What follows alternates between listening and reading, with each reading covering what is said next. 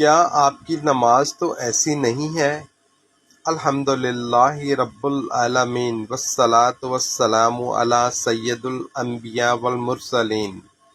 میرے عزیزو، آج ہم نماز کی بات کریں گے، لیکن وہ نماز نہیں جو صرف ادا کی جاتی ہے، بلکہ وہ نماز جسے اللہ قبول کرتا ہے، اور وہ نماز جس پر اللہ ناراض بھی ہو سکتا ہے۔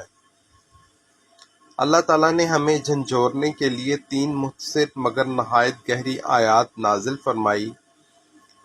آئیے ایک ایک کر کے اپنے دل کا جائزہ لیتے ہیں۔ نمبر 1، فوائل للمصلین، تباہی ہے ان نمازیوں کے لیے۔ ذرا رک جائیں، سوچیں، یہاں ذکر کن لوگوں کا ہو رہا ہے؟ کیا یہ بے نمازی ہیں؟ نہیں، یہ وہ لوگ ہیں جو نماز پڑھتے ہیں، لیکن ان کی نماز ان کے لیے نجات نہیں بلکہ ہلاکت کا سبب بن رہی ہے۔ اولیاء کرام فرماتے ہیں، ایسی نماز جو دل کو نہ بدلے وہ صرف جسم کی مشقت ہے، روح کی عبادت نہیں۔ نمبر 2، الذین هم عن صلاتهم ساہون، جو اپنی نمازوں سے غافل ہیں۔ یہ غفلت کیا ہے؟ نماز کو وقت پر نہ پڑھنا، جلدی جلدی ادا کرنا، دل کا غیر حاضر ہونا، الفاظ ادا ہوں مگر سمجھ نہ ہو۔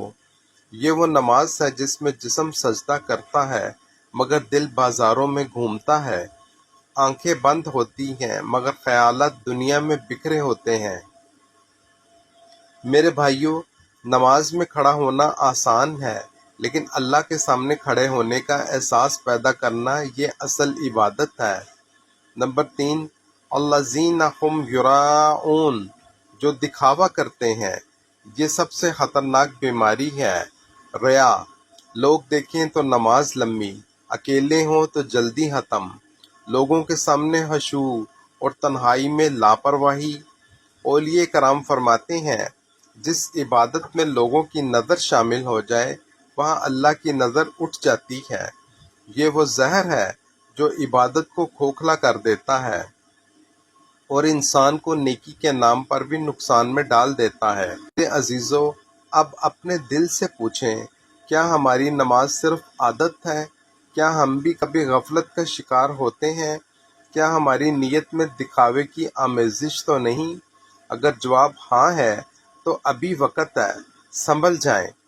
آئیے آج عہد کریں، نماز وقت پر پڑھیں گے، سمجھ کر پڑھیں گے، دل کو حاضر رکھیں گے اور صرف اللہ کے لیے پڑھیں گے۔ اللہ تعالی ہمیں خشوع و خضوع کے ساتھ نماز ادا کرنے کی توفیق عطا فرمائے، ہماری نمازوں کو ہماری نجات کا ذریعہ بنا دے، نہ کہ ہلاکت کا سبب۔ آمین یا رب العالمین۔